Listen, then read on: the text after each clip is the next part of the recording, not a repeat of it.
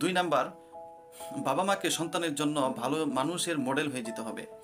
আপনি আপনার সন্তানকে কেমনভাবে গড়ে তুলতে চাচ্ছেন? সে কি ৫ ওয়াক্ত নামাজ পড়বে? সে কি একজন ভালো আলেম হবে, দিনদার পরহেজগার হবে? তাহলে সর্বপ্রথম বাবা মাকে এরকম দিনদার হতে হবে, পরহেজগার হতে হবে, ৫ ওয়াক্ত নামাজি হতে হবে। যখন এগুলো আপনারা আমল করবেন, তখন আপনার সন্তানও আপনার দেখাদেখি এরকম আমল করা শুরু করে দিবে। এর জন্য বাবা মাকে সর্বপ্রথম মডেল হতে হবে, তারপর সন্তান সেই অনুযায়ী আমল করার চেষ্টা করবে। এজন্য বাবা মাকে সর্বপ্রথম তাদের মডেল হিসেবে পেশ করুন। দেখবেন আপনাদের দেখাদেখি আপনাদের সন্তানরাও ঠিক সেভাবেই গড়ে উঠবে। সর্বপ্রথম টার্গেট করুন যে আপনার বাচ্চা কেমন হবে। সে কি ৫ ওয়াক্ত নামাজি হবে? সে কি দিনদার পরহেজগার হবে? অবশ্যই আপনাকে দিনদার পরহেজগার ৫ ওয়াক্ত নামাজি হতে হবে। দেখুন, আপনি যদি নামাজি না হন, তাহলে আপনার সন্তান কিভাবে নামাজ পড়বে?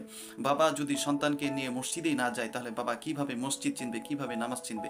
এর জন্য বাবা মাকে সন্তানের জন্য সর্বপ্রথম মডেল হিসেবে পেশ করতে হবে।